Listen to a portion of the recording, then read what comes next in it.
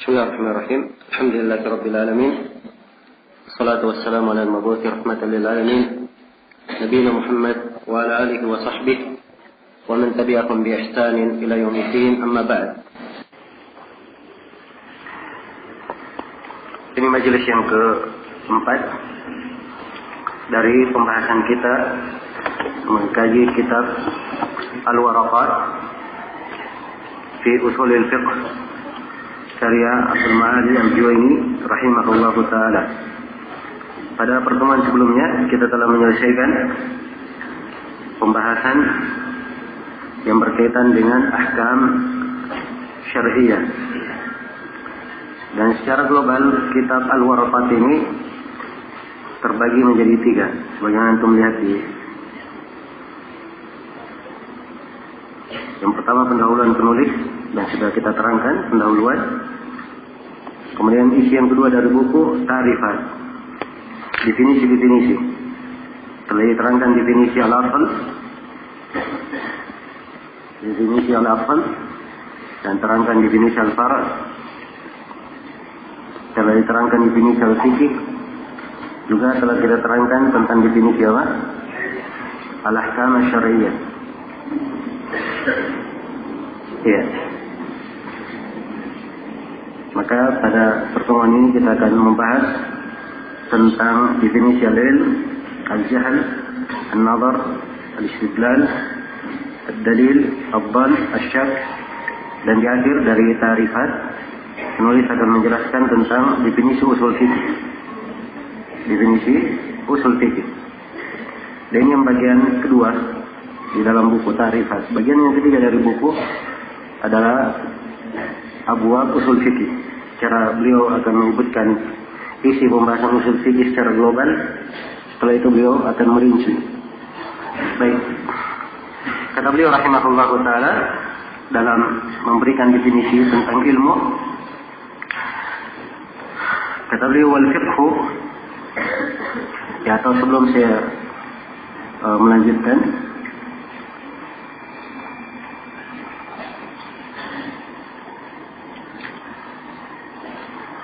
nah, ahkam syariah penggambarannya seperti ini yang sudah kita bahas. Ahkam syariah terbagi menjadi berapa? 2. Ada taklifiyah dan ada apa? Wada'iyah. Ini sesuai dengan apa yang disebut oleh penulis. Taklifiyah ada 5. Ada al-ijab atau al-wujub, ada al-nadab, al-hadar, al-karah, dan apa? Al-ibahah. Al-wada'iyah ada 2, as-sahih dan apa? Batil. Kalau disebut fasid juga boleh menurut siapa? Batil dan fasid boleh menurut siapa? Sama penamaannya menurut jumhurul ulama. Ya. Kecuali di kalangan sebagian ulama dibedakan, dan paling masyhurnya dibedakan dalam 2 pembahasan. Di pembahasan apa itu? Di pembahasan haji dan di pembahasan nikah. Baik.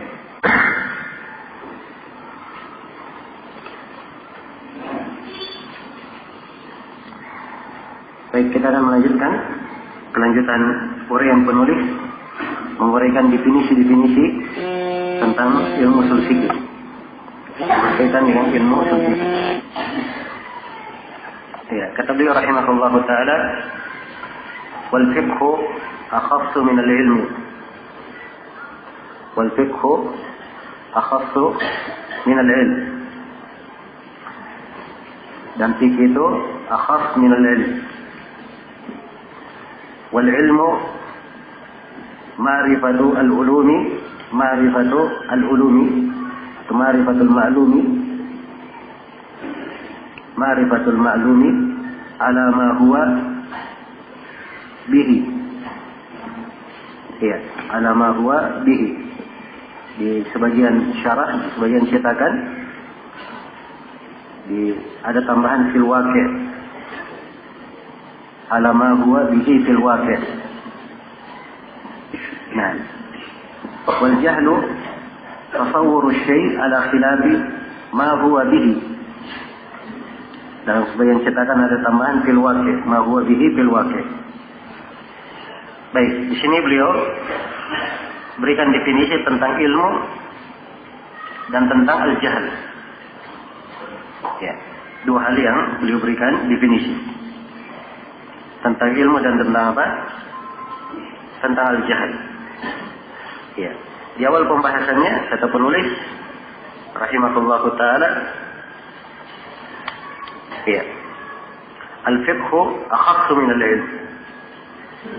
Fikih itu lebih khusus daripada apa? Daripada ilmu.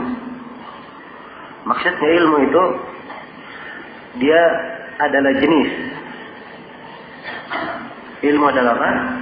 Jenis. Dan di bawah, kalau kita tulis ilmu, dia di bagian paling pertama, paling atas. Dan ilmu ini ada lagi di bawahnya pembagian-pembagian. Salah satu dari ilmu adalah apa? Ilmu fikih. Salah satu dari ilmu adalah ilmu fikih.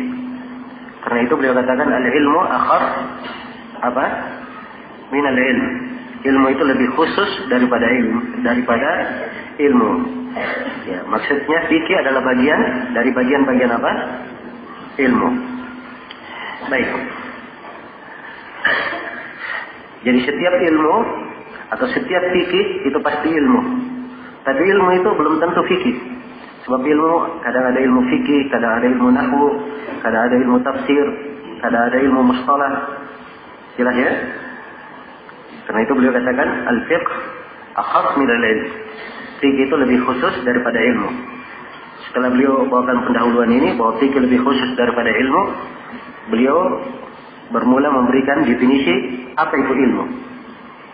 Kata beliau al-ilmu wal ilmu ma'rifatul ma'lum ala ma huwa bihi fil waqi'. Ilmu itu adalah ma'rifat, mengenal al-ma'lum, sesuatu yang diketahui, ala ma huwa bihi, ala ma huwa bihi, sebagaimana keadaannya, fil waqi', sebagaimana keadaannya pada kenyataannya atau di alam kenyataan. Iya. Nah, jadi itu ilmu. Baik.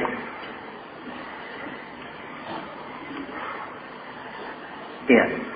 Jadi maksud dari definisi penulis bahwa ilmu adalah seorang mengetahui al-ma'lum. Iya. Dia mempelajari apa yang akan diketahui. Nah, dia mempelajarinya. Jelas ya? Jadi keluar darinya kalau dia sama sekali tidak mengetahui. Ya. Dia sama sekali apa? Tidak mengetahui. Ya. Dan ini disebut al-jahl al-basit. Ala ma huwa bihi fil waqi'. Dia mengetahuinya seperti kenyataannya. Ya, kalau dia punya pengetahuan, dia punya pengetahuan, tapi pengetahuan itu yang benarnya tidak seperti kenyataannya, menyelisihi waqi', maka itu sebenarnya bukan ilmu. Itu namanya apa? Kejahilan. Disebut jahil apa? Jahil murakkab. Ya, jahil murakkab. Jelas ya? Iya. Oh, saya tahu matematika. Dia bilang, saya tahu matematika. 2 tambah 2 berapa? 3 katanya. Ya. Ini jahil apa namanya? Jahil murakkab. Kalau ada orang ditanya 2 tambah 2 berapa? Dia bilang saya tidak tahu. Ini jahil apa namanya? Jahil basit. Jadi ada 2 di dalam definisi. Yang pertama dikatakan, perhatikan, ma'rifatul ma'lum. Ini yang pertama. Ma'rifat al-ma'lum. Perhatikan ya, ma'rifat al-ma'lum.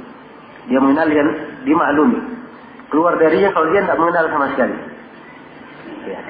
Ditanya apa itu wajib? Dia bilang saya tidak tahu apa itu wajib. Jelas ya? Nah, ini artinya dia tidak tahu. Tapi kalau ditanya apa itu wajib, dia tahu itu wajib. Nah, itu artinya dia sudah punya maklum. Ala ma huwa bihi fil waqi'. Ya. Kait yang kedua dari definisi ala ma huwa bihi fil waqi'. Seperti kenyataannya. Kalau misalnya ditanya apa itu wajib, dia katakan wajib itu kalau dilakukan tidak apa-apa, ditinggalkan tidak apa-apa. Ya. Benar atau tidak ini? Hah? Ya. Ini sudah menjawab, jawabannya sudah keliru, bukan lagi ilmu. Ini disebut jahil apa? Jahil murakkab. Karena itu beliau kasih dua potongan apa? Di dalam definisi. Ma'rifatul ma'lum ala ma huwa bihi fil waqi'. Tadi definisi penulis ini ya di dalam istilah di dalam makna yang disebut oleh ahli usul fikih sedikit dipermasalahkan. Karena mereka di dalam memberi definisi, kata mereka, seseorang memilih kalimat di dalam definisi, jangan kalimat yang dia definisikan. Sekarang penulis memakai kalimat memberi definisi tentang apa? Ilmu, ya kan? Definisi ilmu yang ingin didefinisikan. Tapi ternyata beliau memakai kalimat al-ma'lum. Al-ma'lum itu apa? Ilmu juga. Ya, dia ini berputar dalam definisi, walaupun makna yang beliau terangkan sudah benar. Ya, karena itu sejumlah ahli fikih biasanya membahasakan ilmu itu dengan apa? Al-i'tiqad, al-jazim, al-mutabiq lil waqi'. Saya ulangi, al-i'tiqad, al-jazim, al-mutabiq lil waqi'. Keyakinan yang pasti, sebab ilmu itu adalah sesuatu yang pasti, dia ketahui. Ya. Nah, keyakinan yang pasti, al-mutabiq lil waqi', yang sesuai dengan apa? Sesuai dengan kenyataan. Ya, sesuai dengan kenyataan. Baik. Jadi ini definisi ilmu. Ini definisi ilmu disebutkan di sini oleh penulis. Dan dimaklumi ya bahwa ilmu itu bertingkat-tingkat seseorang. Ya, di dalam Al-Quran juga disebutkan ya, ilmu itu ada 3 macam. Di dalam Al-Quran ada namanya ilmu yaqin. Ada namanya apa? Ilmu yaqin. Ada namanya haqqul yaqin. Dan ada namanya ainul yaqin. Ada namanya ainul yaqin. Iya, ini ada 3 di dalam Al-Quranul Karim. Nah, pada ilmu yaqin itu dia mendapatkan berita, dia ketahui, dia ilmui. Nah, itu disebut ilmu yaqin. Jelas ya? Kalau haqqul yaqin, iya, dia sudah melihatnya. Dia sudah melihat hal tersebut. Maka itu dikatakan haqqul yakin. Kalau ainul yakin, dia sendiri yang mengalaminya. Ya. Dia sendiri yang mengalaminya. Maka ini semuanya disebut ya, bentuk daripada ilmu. Setelah itu beliau memberikan definisi tentang al-jahl. Apa itu jahl? Kata beliau, wal jahlu tafawwuru syai' ala khilafi ma huwa bihi fil waqi'. Ya, al-jahlu, jahil itu adalah tafawwuru syai'. Ya, dia menggambarkan sesuatu ala khilaf ma huwa bihi fil waqi'. Ya. Menggambarkan sesuatu hal yang tidak seperti itu di kenyataannya. Hal yang tidak seperti itu di kenyataannya. Ya, jadi itu disebut apa? Disebut al-jahl. Nah, ya. Baik. Dan sudah kita terangkan bahwa jahil ini terbagi berapa? Terbagi 2. Ada jahil basit, ya, jahil ringan. Dan ada jahil apa? Ada jahil murakkab. Kalau jahil basit itu sama sekali, ya, dia tidak tahu. Nah, dia ditanya apa hukum berwudu, atau apa hukum tayamum? Ya, salat dengan tayamum kalau tidak ada air. Ya, kalau jahil basit, dia berkata saya tidak tahu. Itu jahil basit. Jelas ya? Tapi kalau jahil murakkab, ditanya apa hukum salat dengan tayamum kalau tidak ada air, dia bilang tidak boleh. Ini jahil apa namanya? Jahil murakkab. Ya, sebab apa hukumnya? Salat pakai tayamum kalau tidak ada air? Ilmunya apa yang benar ya? Boleh kan? Tapi begitu dia jawab ala khilaf ma fil waqi', berarti itu adalah jahil apa? Jahil murakkab. Jelas ya? Ya, maka inilah keadaan manusia antara ilmu dan jahil. Antara ilmu dan apa? Jahil. Karena itu kata sebagian para ulama, ya, disebutkan ucapan ini dari Al-Khalil bin Ahmad Al-Farahidi, dan apa yang disebutkan oleh Al-Khalil bin Ahmad Al-Farahidi ini Ya, biasa diulangi oleh guru kami Syekh Abdullah Al-Qudayyan rahimahullahu taala. Ya. Semana dengannya. Al-Khalil bin Ahmad Al-Farahidi berkata, "An-nasu arba'ah." Manusia itu ada 4 macam. Manusia ada 4 macam. Ya. Kata beliau, rajulun yadri, yang pertama rajulun yadri wa yadri annahu yadri. Ya. Yang pertama seorang dia mengetahui dan dia tahu bahwa dirinya tahu. Ya. Dia tahu bahwa dirinya apa?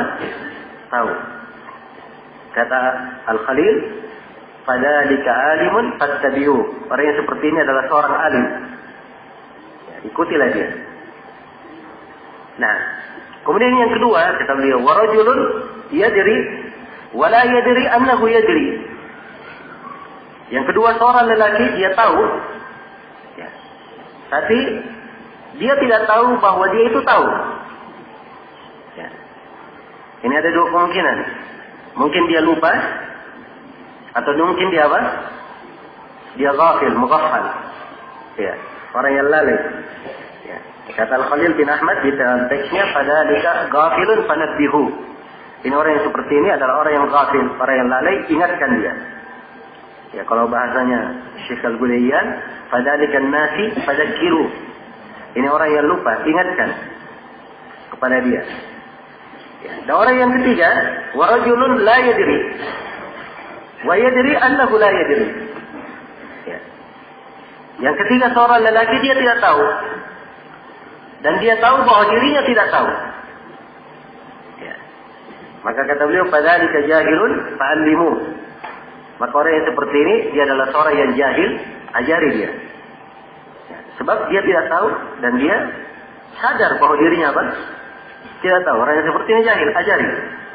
Dan yang keempat kata Al-Khalil bin Ahmad, "Wa rajulun la yadri wa la yadri annahu la yadri." Ya. Kata beliau, "Fadzalika ma'iqun fahdaru."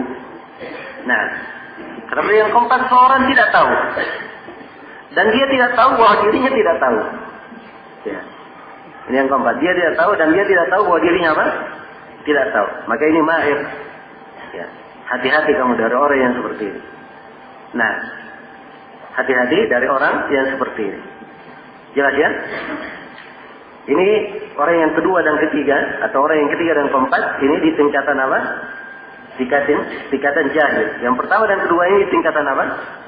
Di tingkatan ilmu. Jadi manusia berputar di antara ya apa? Ilmu dan al-jahl. Di antara ilmu dan al-jahl. Baik, selesai sudah. Beliau memberikan definisi di sini tentang apa namanya? Tentang al-ilm dan al-jahl. 2 poin sudah kita bahas ya. Al-ilm dan apa? Al-jahl. Ya, sekarang penulis akan berpindah menjelaskan bentuk-bentuk dari ilmu itu. Bentuk-bentuk dari ilmu. Ya, di dalam menguraikan bentuk-bentuk dari ilmu, ya, beliau membagi ilmu menjadi 2. Ada ilmu daruri dan ada ilmu an-nadhari. Ya. Ada ilmu an-nadhari. Jelas ya? Dan di dalam menguraikan tentang ilmu daruri dan ilmu nadhari, beliau memakai 3 istilah. Memakai istilah nadhar, memakai istilah istidlal, dan memakai istilah apa? Dalil. Ya, maka semuanya ini akan kita terangkan definisinya. Apa definisi nadhar, definisi istidlal, definisi dalil. Ya, tapi kita baca uraian dari penulis rahimahullah. Beliau berkata dalam definisinya, ya. Kata beliau, "Wal ilmu ad-daruri ma lam yaqa an-nadharin wa istidlalin kal ilmi al-waqi' bi ihda al-hawas al-khams wa hiya as-sam'u wal basar wal sham wal lamas wal zawq aw bit-tawatur." Kata beliau ilmu daruri, ya. Jadi beliau di sini bagi bahwa ilmu itu terbagi berapa? Terbagi 2. Ada ilmu daruri dan ada ilmu apa? Ilmu nadhari. Ya, kalau daruri secara asalnya, daruri itu dari kata darurat. Ya, sesuatu yang diterima secara aksioma kalau dalam bahasa Indonesianya. Ya, jelas ya? Walaupun tidak diberikan pembuktian, orang sudah tahu. Orang sudah tahu. Jelas ya? Contoh misalnya, sinar matahari atau terik matahari itu panas. Terik matahari itu adalah panas. Ini pernyataan perlu pembuktian atau tidak? Hah? Ini tidak perlu dibuktikan. Ya. Jelas ya? Itu namanya orang aneh. Ya. Sebab hal yang jelas, ya, diterima oleh semua orang, dia cari apa dalilnya. Ya. Seperti orang yang dibawa terik matahari, mataharinya siang bolong, dia katakan, dia tantang orang-orang. Apa dalilnya matahari lagi terbit? Ya. Jelas ya? Maka ini namanya orang yang tidak waras. Ya. Orang yang kurang akal. Baik. Jadi ilmu daruri itu diterima. Ya, secara aksioma. Walaupun tidak ada pembuktian, diterima. Tapi ilmu nadari itu berkaitan dengan nazar. Seorang melihat, menimbang, menilai. Baik, ini secara global ya. Dan di sini penulis memberikan definisi. Kata beliau, wal ilmu daruri ma lam yaqa. Definisi ilmu daruri ma lam yaqa. Ya. Ma lam yaqa an-nadharin wa istidlal. Definisi ilmu daruri adalah apa yang tidak terjadi kecuali atau apa yang tidak terjadi dari nadharin, ya, dari nadhar, ya, dan pula tidak terjadi karena istidlal, karena pendalilan. Nah, jelas ya, karena nadhar dan istidlal. Ya, baik. Apa itu nadhar? Apa itu istidlal? Ya. Ini kita bahas. Beliau memberi definisi ya setelahnya. Nah, baik. Kalau begitu kita langsung berpindah nanti. Ya. Kita terjemah dulu ya, baru kita definisikan nadhar, istidlal dan dalil. Setelah itu kita balik lagi ke ilmu daruri. Ya. Kal ilmi bil waqi' bi ihdal hawasil khams. Seperti mengilmui tentang apa yang terjadi karena apa yang ditetapkan oleh 5 panca indera. Al-hawas al-khams, 5 panca indera. As-sama' pendengaran, wal basar penglihatan, wasyam apa?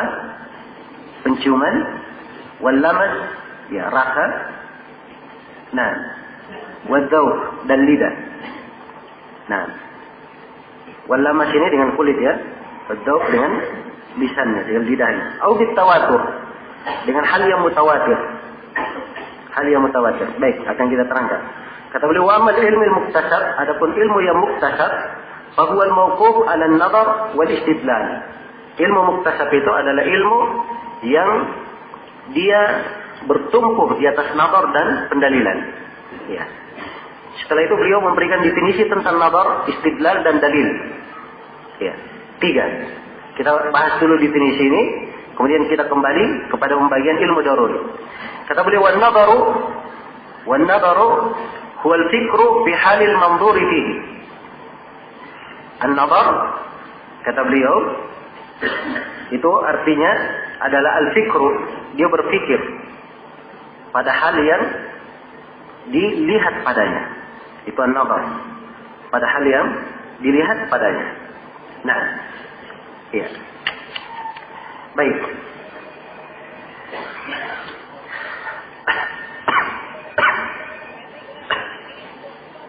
Iya.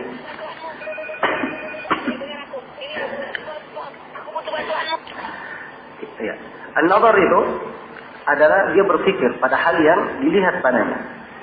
Ya, pada hal yang dilihat padanya. Jadi tampak dari sini bahwa orang yang dikatakan dia nadhar, berarti dia menggunakan matanya dan menggunakan apa? Menggunakan hatinya. Dia menggunakan hatinya. Dia berpikir akan keadaan sesuatu itu sehingga dia sampai kepada kesimpulan ilmu. Dia sampai kepada kesimpulan ilmu. Ya, sekarang seseorang misalnya dia ingin tahu, ya, dia ingin tahu, misalnya tawaf wada itu hukumnya apa? Hukumnya apa? Kan dia wajib. Ingin dia tahu hukumnya wajib. Ya, maka hukum ini dia bisa tahu itu kalau dia sudah apa? Ya, sudah melihat kepada masalah, dia periksa dalil-dalilnya, kemudian dia pikirkan. Ya, jelas ya? barulah dia bisa memberikan hukum bahwa tawaf wada hukumnya adalah apa? Hukumnya adalah wajib. Nah, ini mana an-nadhar.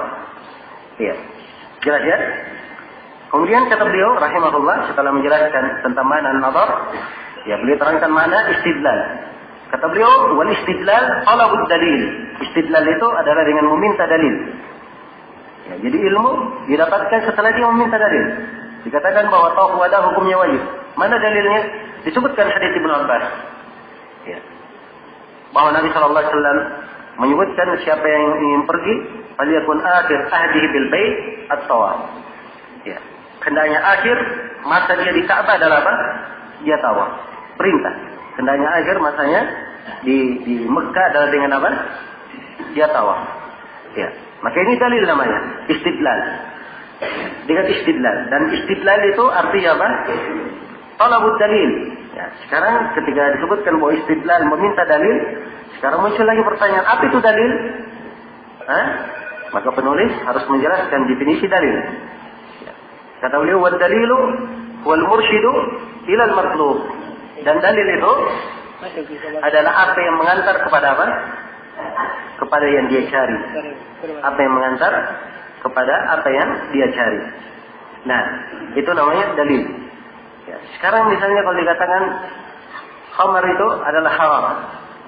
Ya. Khamar adalah haram. Apa dalilnya? Ya, maksudnya apa pegangan yang bisa mengantar sampai seorang menjatuhkan hukum bahwa khamar adalah apa? Khamar adalah haram. Ya, bacakan hadisnya, kullu muskirin haram. Setiap yang memabukkan itu adalah apa? Itu adalah haram. Itu dalilnya. Iya. Jelas ya? Baik. Jadi ini yang disebut dengan dalil. Ini yang disebut dengan dalil. Iya. Kita kembali kepada pembahasan ilmu tadi. Ilmu daruri dan ilmu apa? Ilmu an-nadhari. Atau yang dibahasakan oleh penulis dengan nama al-ilmu al-muktasab. Ya. Kata beliau, wal ilmu daruriyu ma lam yaqa' an-nadharin wa istidlal. Ilmu daruri itu adalah ilmu yang harus diterima. Dia adalah ilmu yang tidak perlu kepada nazar dan istidlal. Tidak perlu kepada apa? Nazar dan istidlal. Orang pasti terima. Orang pasti terima. Ya. Sebagaimana yang telah kita jelaskan. Minyak wangi misalnya, minyak wangi itu adalah harum. Ya. Ini perlu dicarikan dalil. Apa dalilnya minyak wangi itu harum? Ya. Nggak perlu diberi dalil ya. Ya. Apakah harus diadakan studi analis penelitian untuk ya membuktikan bahwasanya minyak wangi adalah haram? Ya, ini adalah hal yang diterima. Jadi diterimanya, kenapa dia harus diterima? Karena ditetapkan oleh panca indera manusia sudah mengenalnya. Itu adalah hal yang dimaklumi. Ya, ilmu itu diantara bentuk ilmu ad-daruri. Ya. Dua adalah apa? Dua adalah setengah dari 4. Benar atau tidak? Ya, benar. Dan ini tidak perlu apa? Dikasih nazar. Ya. Orang sudah paham. 2,5 dari 4. Baik. Tapi coba kalau dia katakan, ya, 30 kali 25 berapa?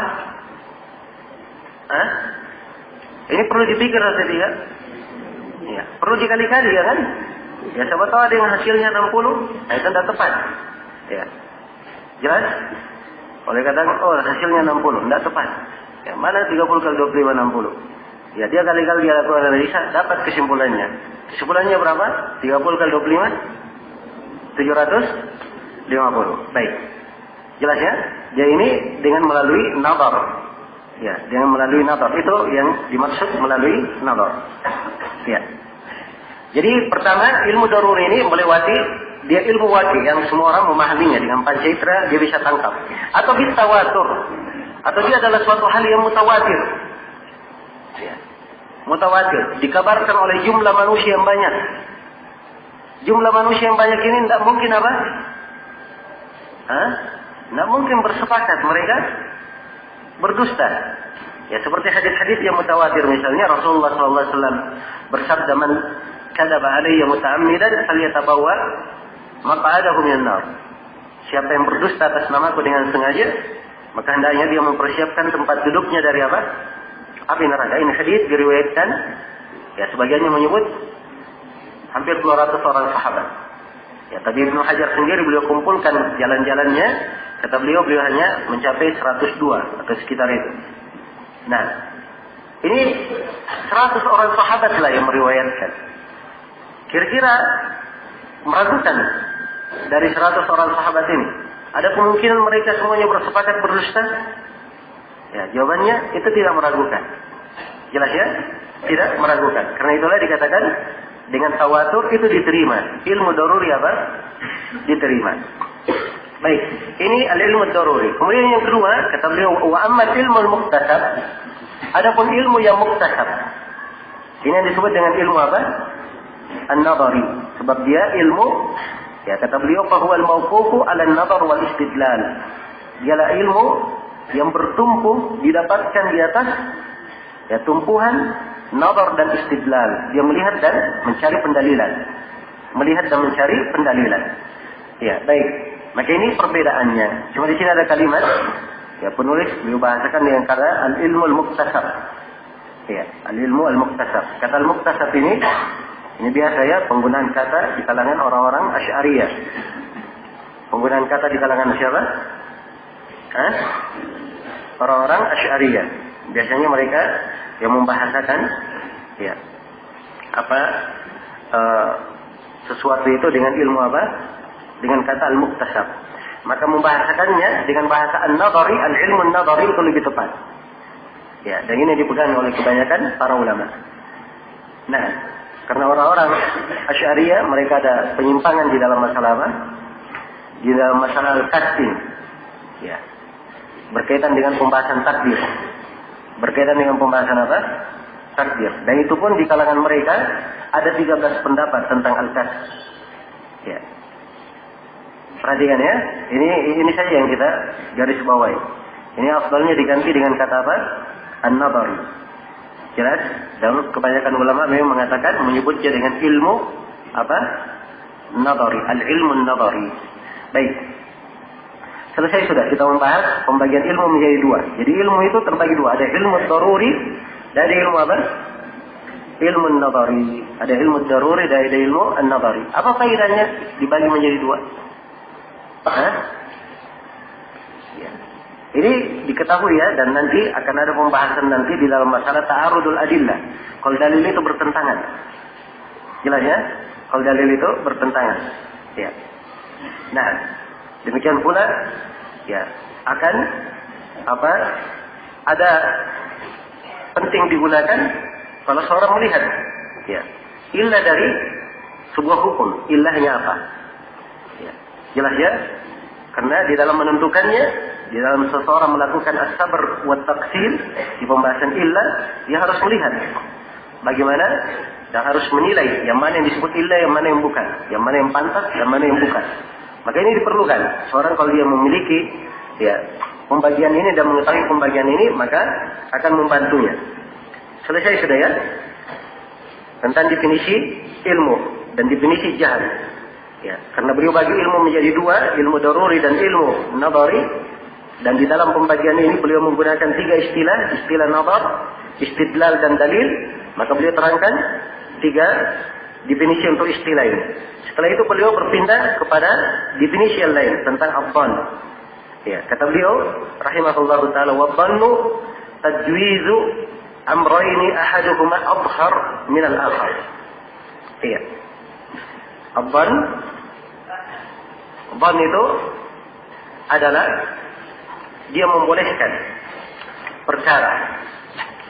Adhan adalah dia membolehkan perkara. Ya, membolehkan 2 perkara. Ya, kalau membolehkan 2 perkara, ada 2 perkara A dan B. Dihadapkan antara 2 ini. Dia pilih salah satu dari keduanya.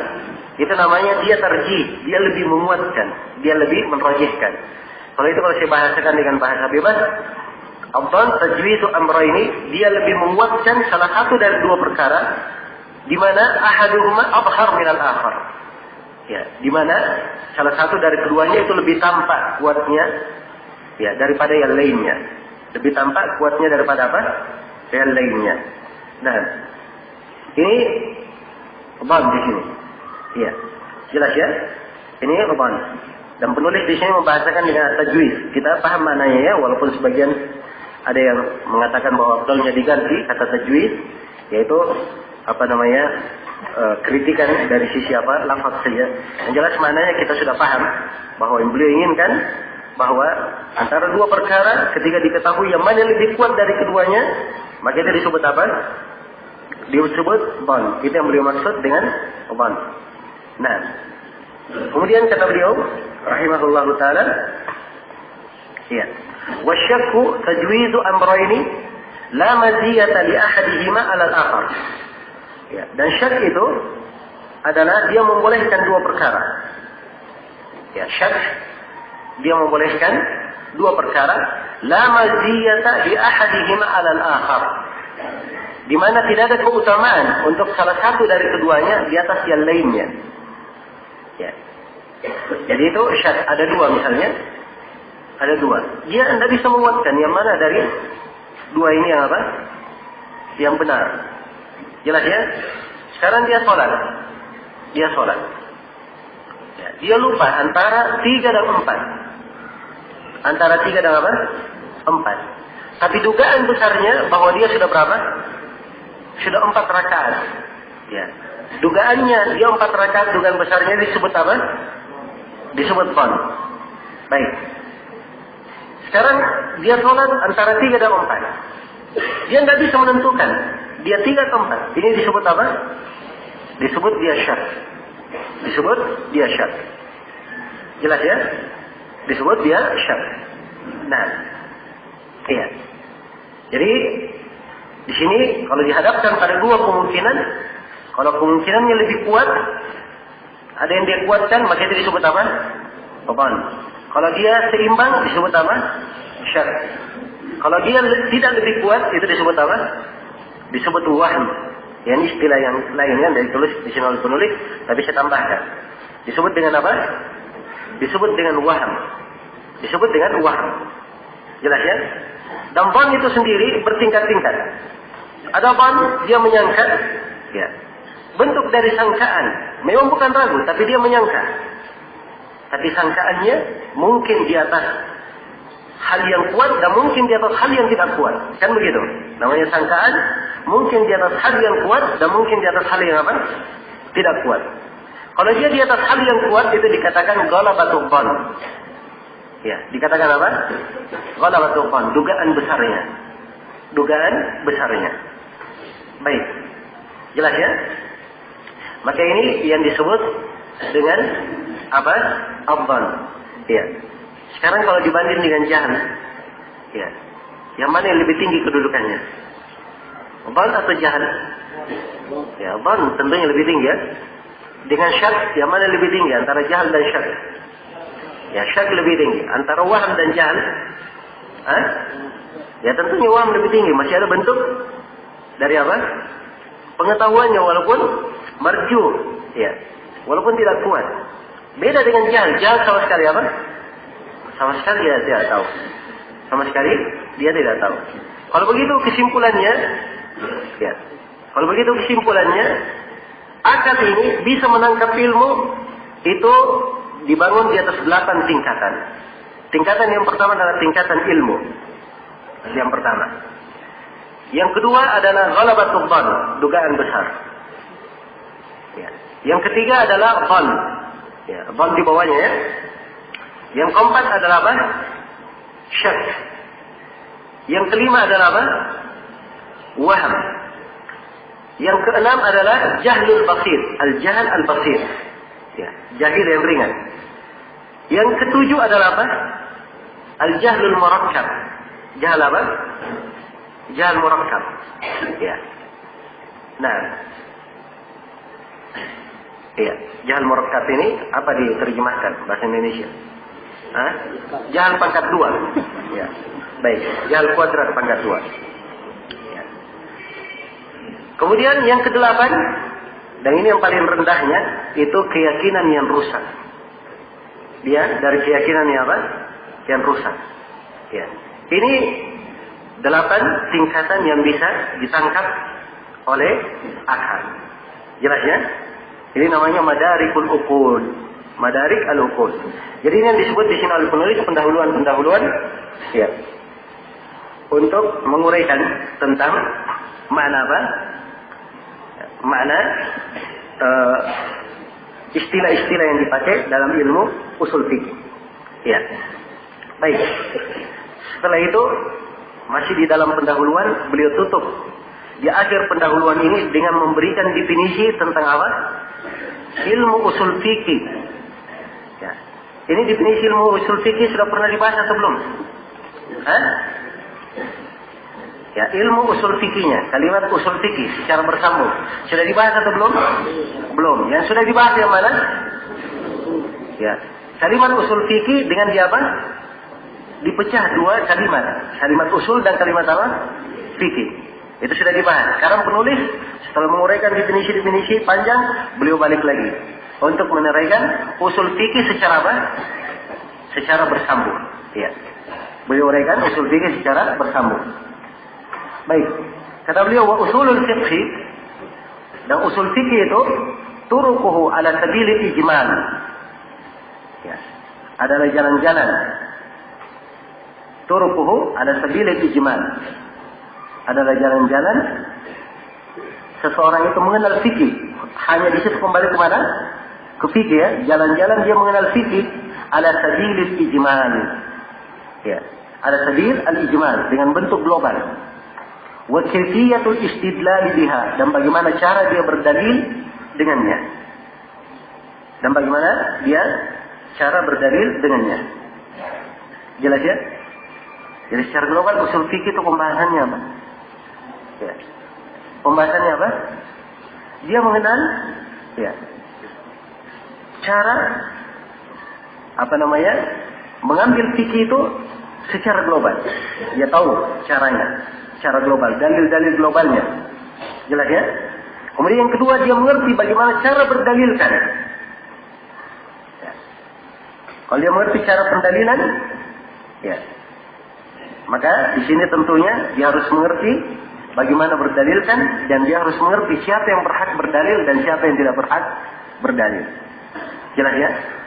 Kalau saya simpulkan dari definisi, berarti pada usul fikih ini ada 3 rukun yang sangat penting di dalam definisi penulis ya.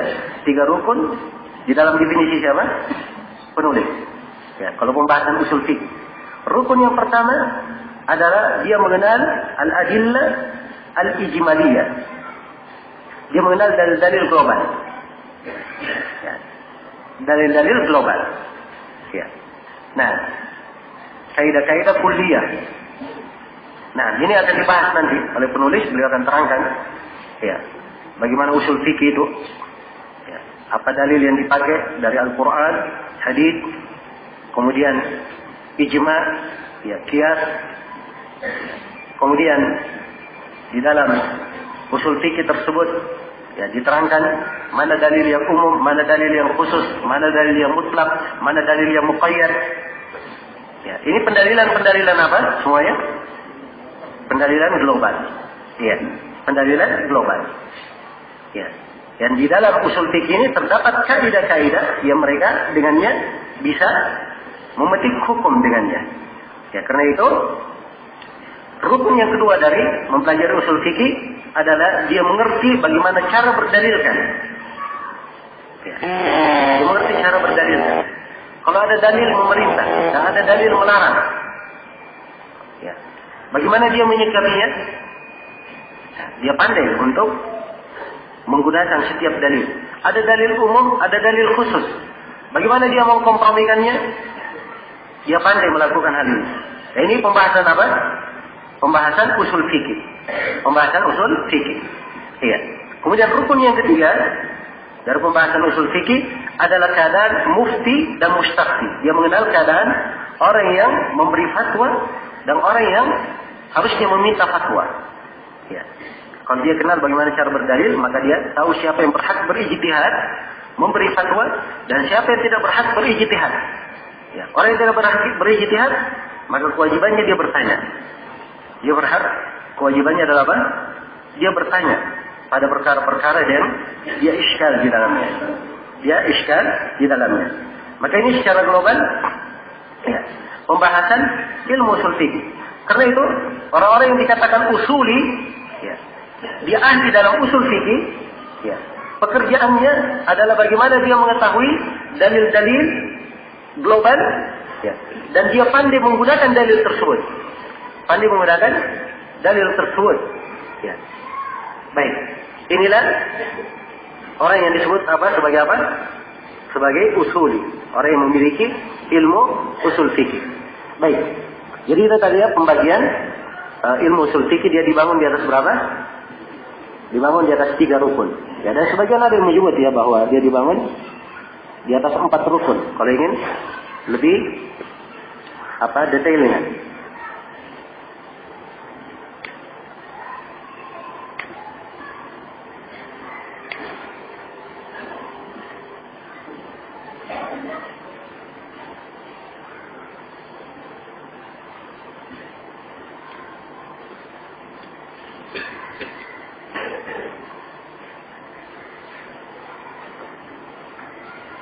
Nah, ini gambarnya, diperhatikan.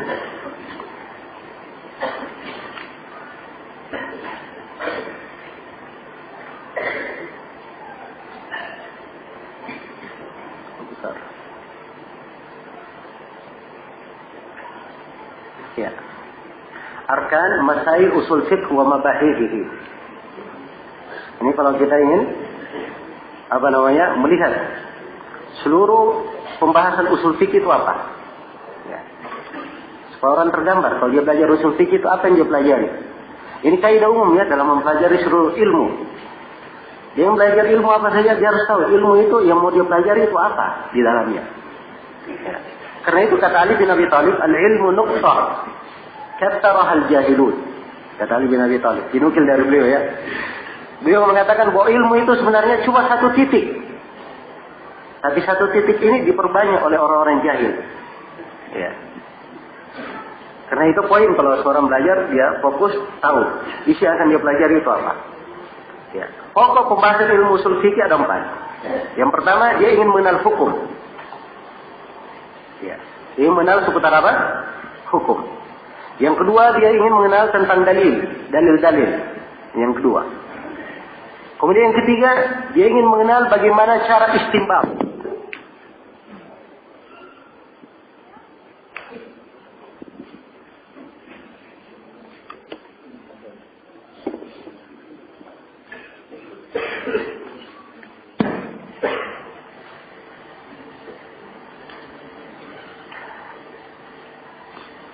Baik, yang ketiga dia ingin mengenal turuq al-istinbat wa qawaidul istidlal. Bagaimana jalan dia beristinbat dan kaidah-kaidah berdalilkan.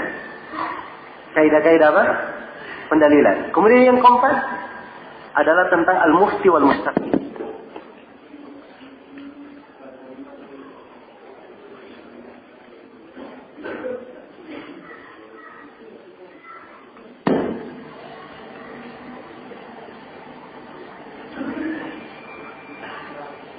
Coba diperiksa dulu di atas hal-hal yang tidak perlu dipakai, dimatikan.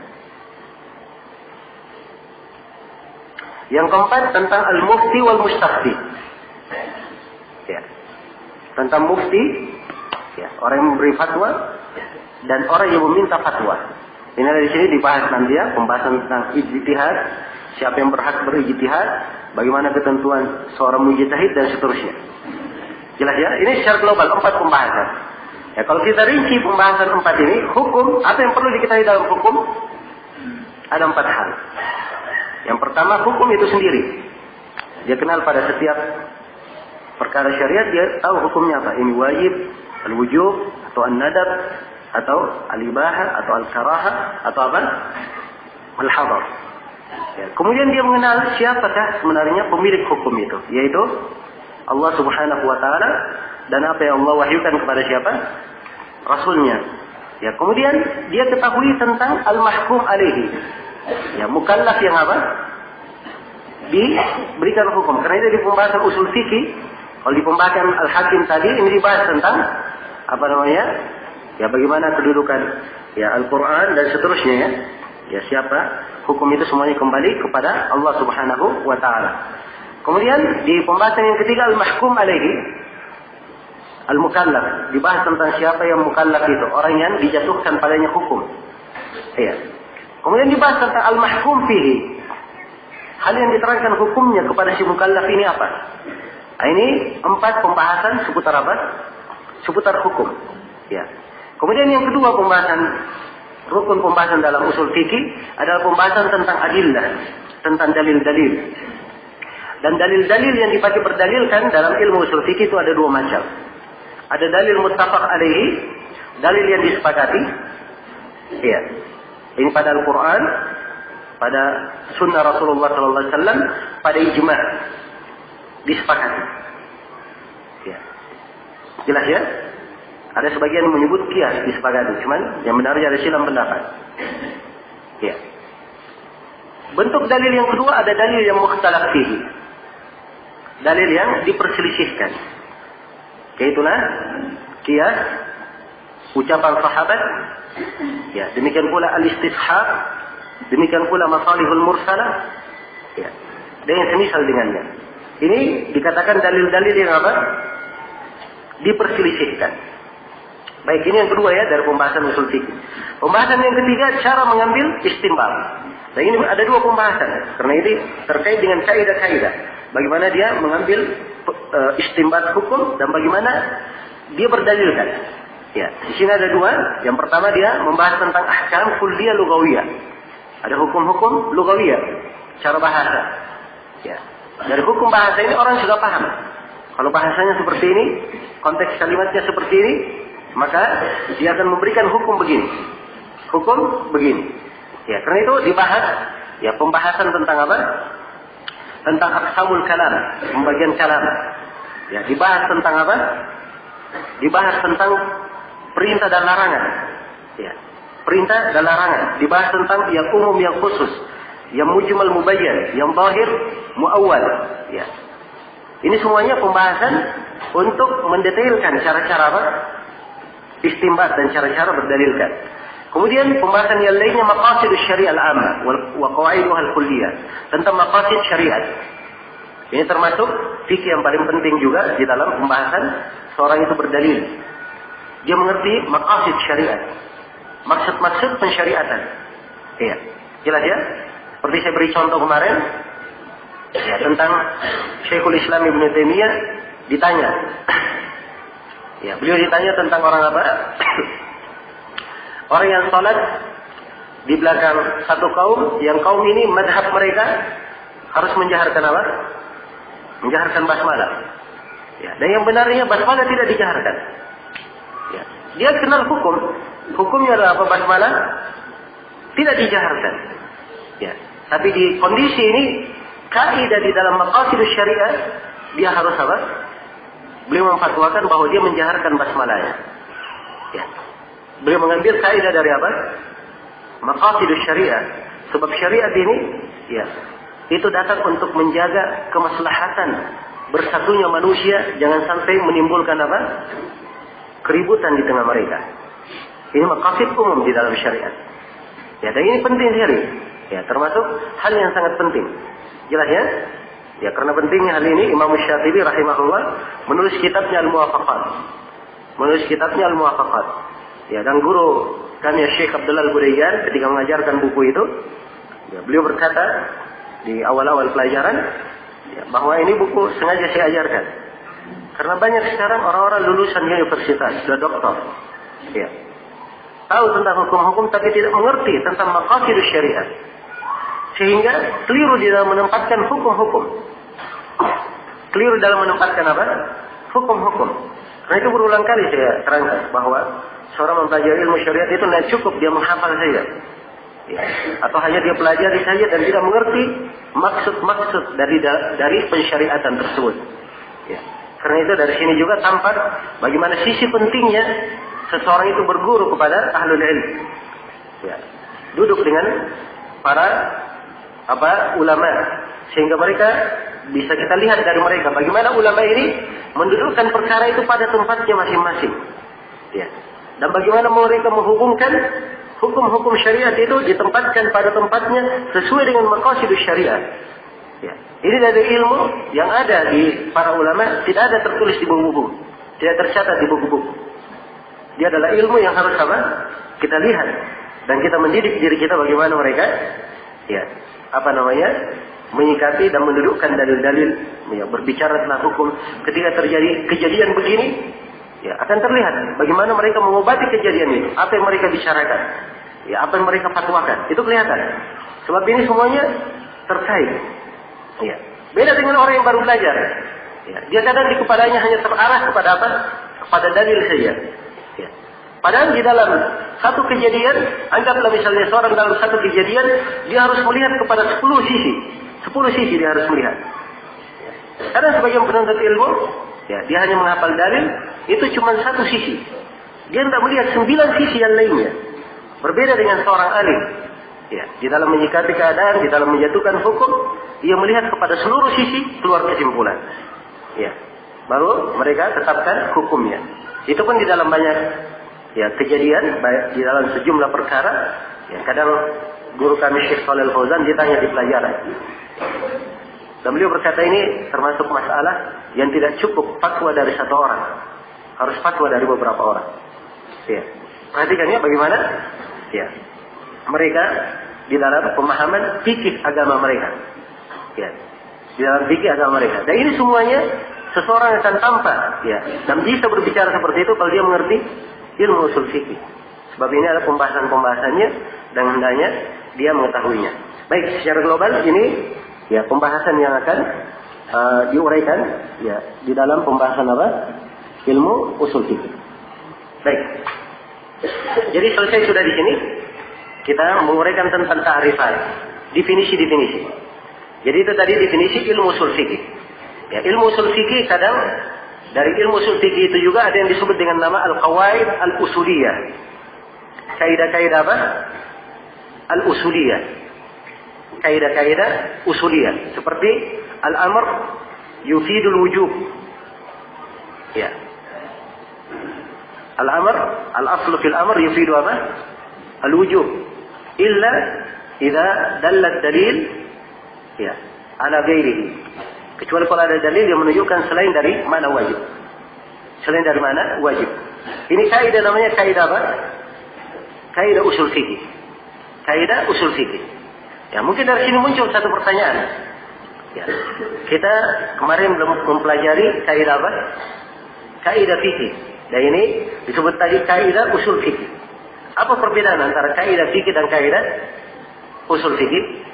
Ya, ini saya bedakan supaya kita lebih tajam memahami apa makna usul fikih itu. Jelas ya? Ya, kalau kaidah fikih contohnya apa? Kaidah fikih contohnya apa? Ya. Contohnya al-aslu fil asya'i apa? Baik, saya beri contoh. Contoh misalnya, ya, al-umur bimaqasidiha. Perkara itu sesuai dengan maksudnya. Diambil dari hadis innamal a'malu, ya, binniyat. Jelas ya? Kalau dikatakan misalnya salat itu wajib, ya, maka dia pembahasannya di mana? Di salat itu saja. Ya, di salat itu saja. Tapi kalau kaidah usuliyah, itu kaidah fikih, ya, kaidah fikih dia mengumpulkan satu kaidah, terdapat di dalamnya cabang-cabang fikih.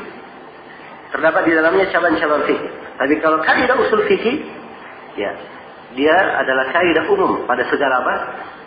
Segala keadaan. Karena itu saya bedakan antara kaidah usul fikih dan kaidah fikih dari beberapa sisi.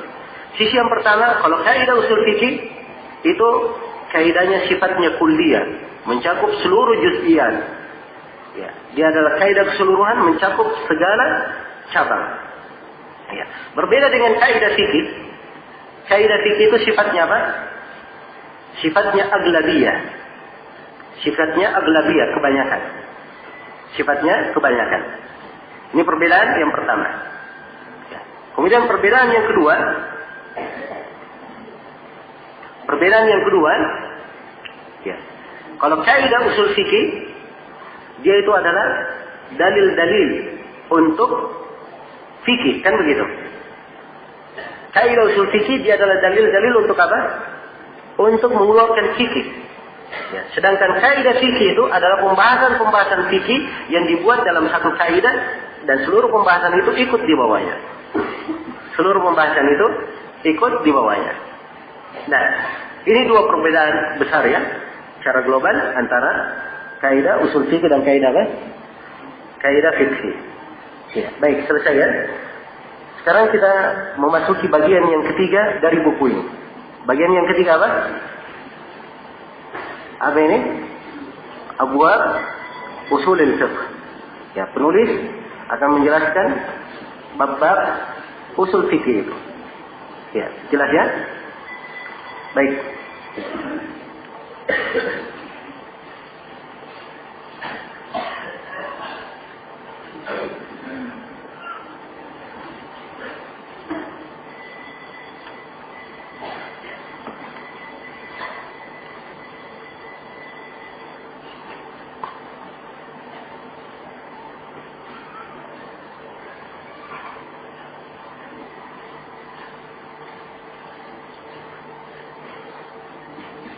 Nah, ini sekarang abwab usul al-fiqh.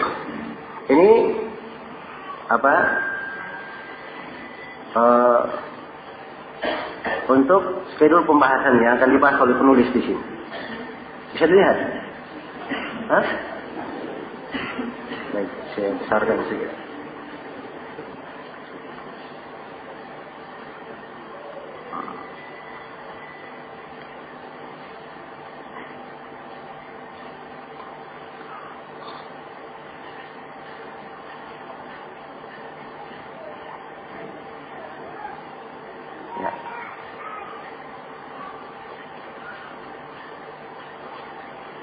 Perhatikan ya.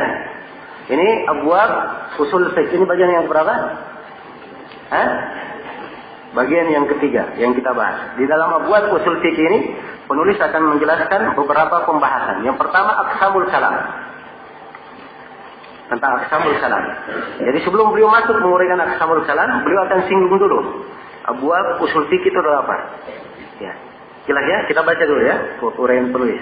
Selanjutnya. Baik, baru kita kembali ke skedul ini. Kata beliau rahimahullah, wa abwabu usulil fiqh. Ya. Wa abwabu usulil fiqh, dan bab-bab usul fikih ini seperti fihris ya, seperti indeks di dalam buku. Ya.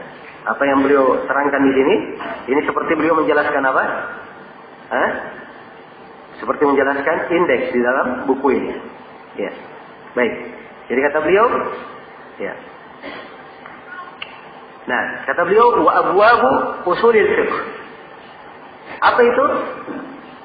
Pembahasan-pembahasan usul fiqh yang kita bahas. Yang pertama aqsamul kalam. Kata beliau. Yang kedua wal amru wan nahyi. Perintah dan larangan. Yang ketiga wal am wal khas. Tentang am dan khas. Am dan khusus. Wal mujmal wal mubayyan. Dan tentang al mujmal dan mubayyan. Ini semua akan datang ya definisinya. Kemudian wal-zahir wal-mu'awwal. Ini sepatannya al-zahir dan al-mu'awwal. Kemudian wal-af'al. Berkaitan dengan perbuatan Nabi sallallahu alaihi wasallam. Ya. Kemudian wan-nasikh wal-mansukh. Tentang masalah nasikh dan mansukh. Wat-ta'arud.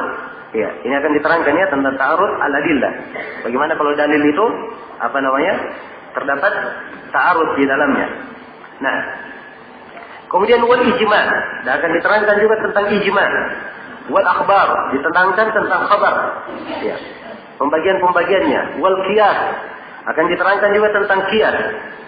Wal hadar wal ibahah, juga akan diterangkan tentang khabar dan ibahah.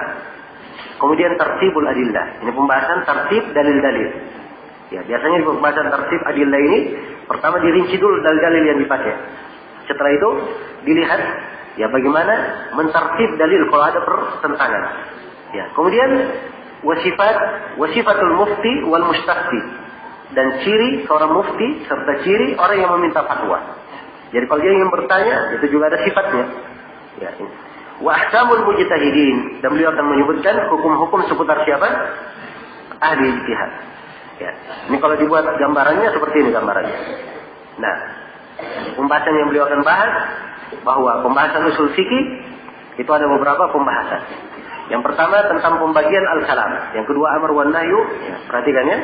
Yang ketiga al-am wal khas, takhsis, mujib al mubayyan, zahir dan muawwal, al-af'al, nasakh dan mansukh, at-ta'arud baina dalalatil alfaz, wal ijma', qaulus sahabi, akan datang nanti disebut juga qaulus sahabi. Di fihrisnya beliau tidak sebut ya di ucapan tadi. Tapi qaulus sahabi beliau akan terangkan juga. Wal akhbar wal qiyas, al-hadar wal ibahat, al-istishab. Al-istishab juga beliau tidak terangkan tadi di uraian, tapi dia akan datang pembahasannya juga. Wartartibul adillah wal mufti wal mustafti wal ijtihad. Wal ijtihad. Ini pembahasannya. Dan setiap pembahasan kita akan bawakan pembagiannya. Di pembahasan aqsamul kalam ya, ada 3 pembahasan global yang akan dibahas di dalamnya. Ya. Pertama aqsamul kalam itu ya, dilihat min haitsu aqallu ma yatarakkabu minhu. Dilihat kepada sisi paling sedikitnya. Ya, sebuah pembicaraan itu bergabung di dalamnya. 1 kalimat ke 2 kalimat ke 3 kalimat itu akan diterangkan oleh penulis. Kemudian beliau akan menerangkan dari sisi dalalahnya. Ya. Kemana dalalah? Apa yang ditunjukkan oleh pembicaraan itu? Apa yang ditunjukkan oleh pembicaraan tersebut? Iya. Apakah dia sifatnya perintah atau larangan? Apakah dia sifatnya berita atau pertanyaan? Ya, ini akan dijelaskan. Kemudian akan diterangkan dari sisi penggunaannya. Ya, dari sisi penggunaannya. Ya, apakah di sisi penggunaan ini nanti akan disebutkan ya, akan dibahas. Ya, pembahasan tentang ya apa hakikat dan al-majaz. Jelas ya? Baik.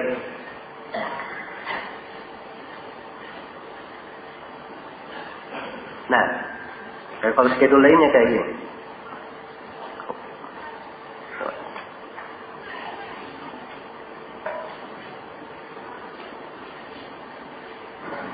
Ini khusus untuk pembahasan kita tentang apa? Aqsamul kalam, pembagian al-kalam. Baik. Ini isi pembahasan penulis tentang pembagian apa? Al-kalam, aqsamul kalam. Kita akan baca. Kata beliau rahimahullah, fa amma aqsamul kalam. Di sini pakai beliau memakai kalimat apa? Fa di depan. Fa di sini dalam istilah bahasa Arab disebut dengan nama apa? Fa tafsiliyah. Jadi beliau globalkan dulu. Apa yang akan dia bahas? Yang pertama yang akan dia bahas aqsamul kalam. Yang kedua al-amr wan nahy dan seterusnya. Setelah dia sebutkan global, maka beliau masuk merinci. Ya, biasanya kalau dari global masuk rinci ingin berpindah, itu dihubungkan dengan kata fa. Ya, dan fa ini disebut dengan nama fa apa? Fa tafsiliyah. Jadi rinciannya mulai fa amma aqsamul kalam. Adapun pembagian kalam, ya. Sekarang beliau akan membagi kalam itu dari beberapa pembagian. Secara global beliau akan membagi kalam dari 3 pembagian. Dari 3 sisi pembagian. Sisi yang pertama beliau akan bagi al-kalam itu dari sisi tarkib. Dari sisi apa? Ya. Berapa jumlah kata yang terdapat di dalam pembicaraan itu. Dari sisi tarkibnya. Nah, berapa jumlah pembicaraan yang terdapat, berapa jumlah kata yang terdapat di pembicaraan tersebut. Iya. Kata beliau, fa aqallu ma yatarakkabu minhu al-kalam isman. Atau ismun wa fi'lun, atau fi'lun wa harfun, atau ismun wa harfun. Ya. Beliau membagi menjadi berapa? Menjadi 4 di pembicaraan di sini. Ya, yang di depan. Nah, baik. Tapi di dalam rinciannya nanti, ya di dalam rincian pembahasannya, ya itu kadang lebih. Ada 2 nama, ismani. Ya, isman. Ya. Jelasnya? Dan bisa juga dia isim dan fi'il. Ismani misalnya Muhammadun apa? Qaimun. Muhammad berdiri. Itu 2 apa? 2 nama. Ya. Baik. Ini ucapan penulis ya. Kata beliau ismani. Au ismun wa fi'lun. Ya. Atau dia adalah isim dan apa? Fi'il. Ya. Seperti ja'al haqqu wa zahaqal batil. Ja'a al-haqqu. Ja'a kalimat, haq adalah apa? Ja'a fi'il, haq adalah apa? Isim. Ya. Nah, jelas ya? Baik. Kemudian, ya, kata beliau rahimahullah, wa fi'lun wa harfun. Demikian pula kadang terdiri dari fi'il dan huruf. Ya. Terdiri dari fi'il dan huruf. Nah, jadi disebutkan di dalamnya ada fi'ilnya dan ada apa namanya? Hurufnya. Ya.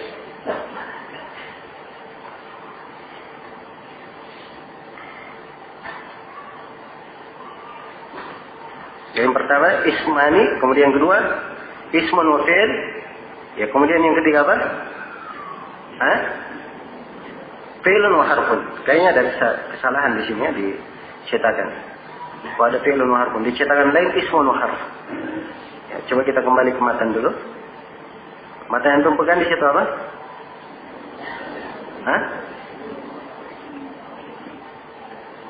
Baik.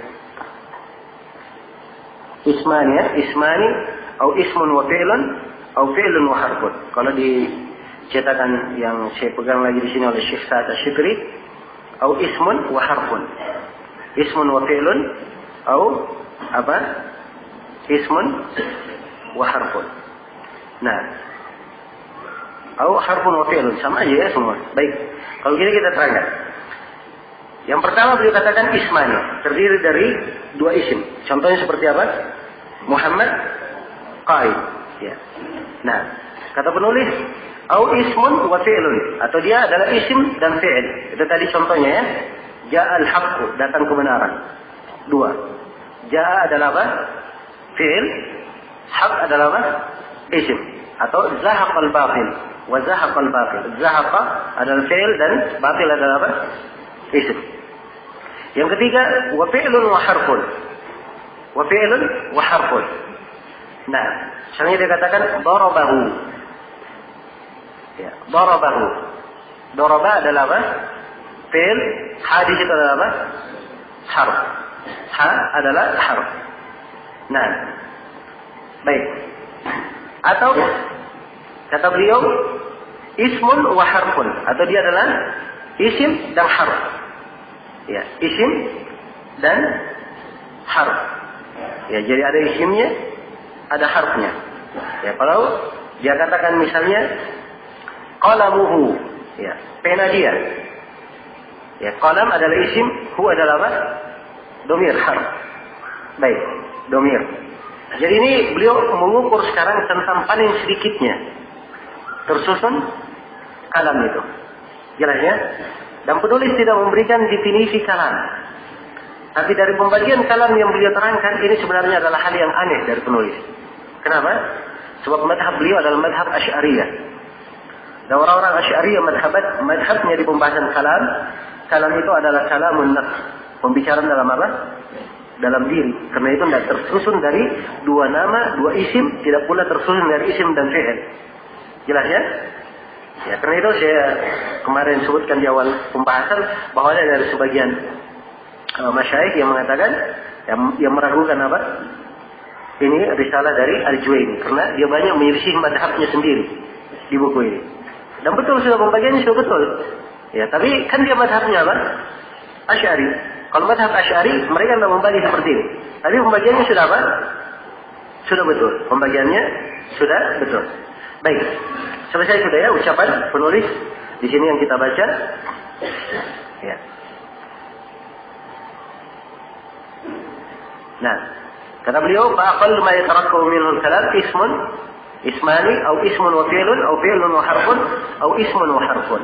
Ini pembagian yang pertama. Pembagian dari sisi apa tadi?